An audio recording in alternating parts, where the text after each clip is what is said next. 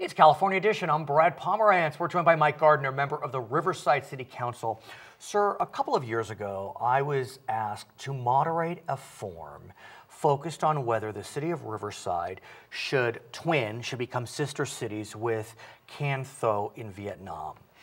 I agreed. I thought it was going to be just a sleeper.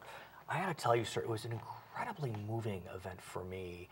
There were Vietnam veterans there who I anticipated would oppose, that spoke so eloquently in favor of joining with Can Tho, and it really stuck with me.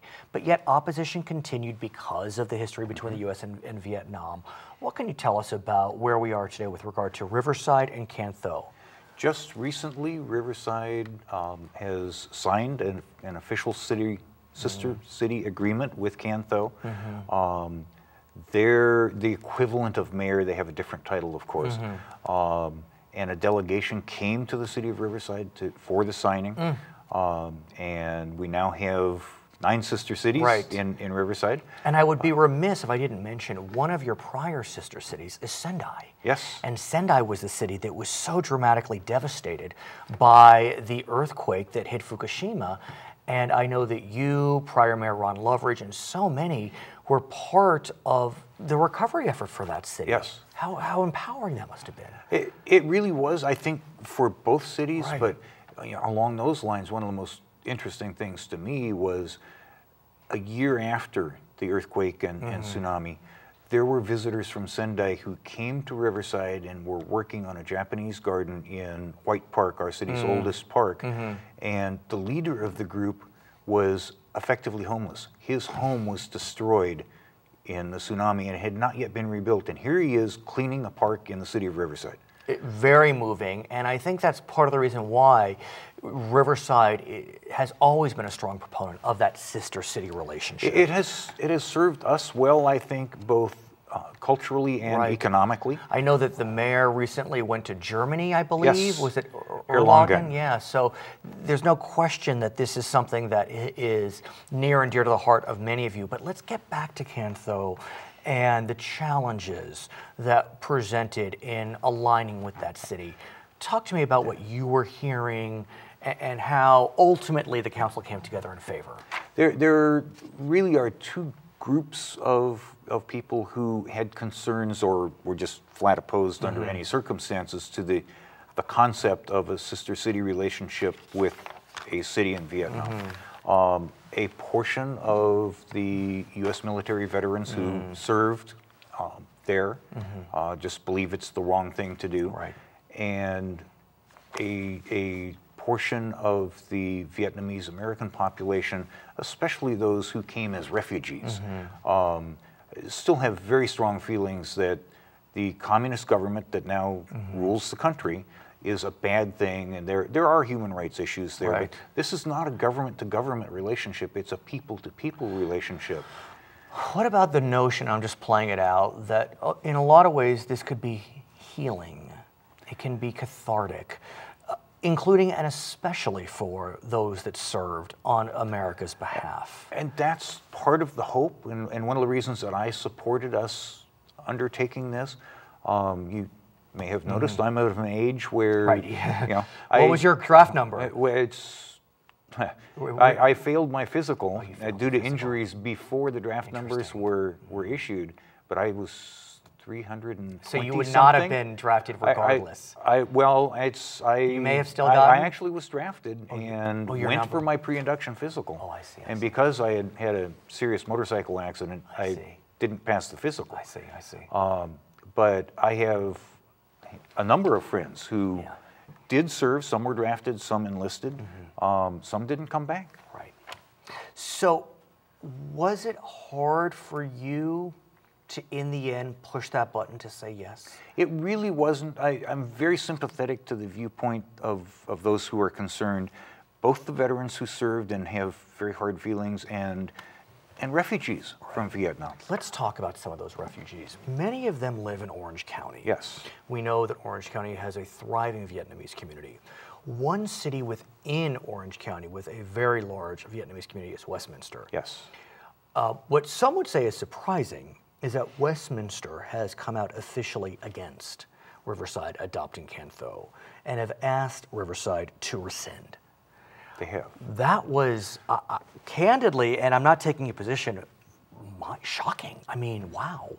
That really is quite a bold statement for a city, 30 miles down the road to come out and, I mean, it was a slap in the face in some ways. It is a little bit of stepping into somebody else's patch. Right.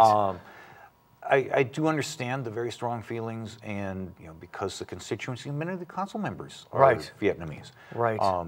I understand. I don't think it's going to change Riverside's position. It's interesting. This is happening in the wake of America's decision to open relations with Cuba. And we know that many Cuban Americans, especially in Florida, have mixed feelings about opening relations. So it just kind of hit me at this moment that you're kind of, it's a microcosm. It is. You're experiencing a microcosm of the grander Cuban American detente. Our police chief is a refugee from Cuba. Yes, Sergio Diaz, who will be on the show soon. Yes. So it really does come around. It truly does. What now? The documents have been signed. What happens next? Well, are you going to go visit Can Tho? I mean, what? I think that there will be members of the Riverside Council who do go to Can Tho. And as I our mayor has. Mayor Bailey has been. And I understand, is it about 1 million people? I can't remember. A little over, about 1.2 million. So it's a nice size. It is. It's a good sized city, and similar to Riverside in many ways. It has an agricultural base. They're a very important rice growing region, and they farm fish, another staple of the diet in the country. Got it. Riverside, of course, is an agricultural base. They're a university city, as we are. Their climate is similar to ours. They're in the south part of the Republic of Vietnam. Got it. They were South Vietnam when there were the two countries. They're in the Mekong Delta. Sure.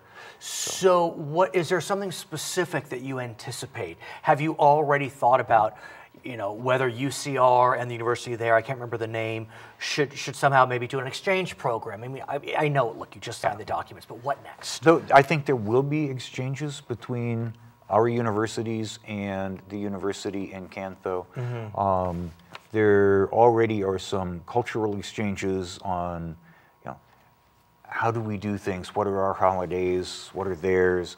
And I think that will continue to grow. There is the potential for some economic trade there as well. They have a need for things that are made here. Now, how would that work? Because I'm not completely clear. I don't believe we have an embargo with Vietnam. I see made in Vietnam products. So how does that work?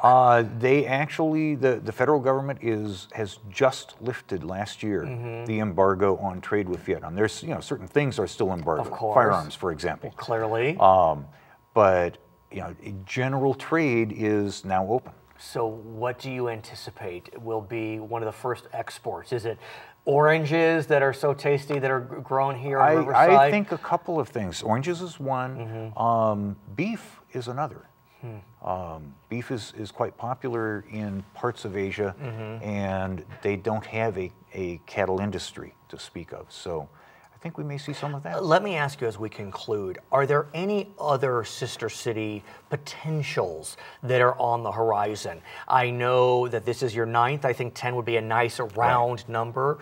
Are there any that you can discuss that are out there? There's nothing in terms of a specific city, but from a regional perspective, we don't have a South American sister city. How could you not have a South American sister city? This We is didn't get there yet. California. I mean, come on. We do have 2 Mexican sister cities. Okay, so that's appropriate. So, but we have no sister city in South America. We have no sister city in Canada. And very important trade partner. Clearly. And I'd like to see more in Europe. We have but the one Erlangen, in Erlangen. Okay, his name is Mike Gardner. He is a member of the Riverside City Council. My name is Brad Pomerance. You are watching California Edition.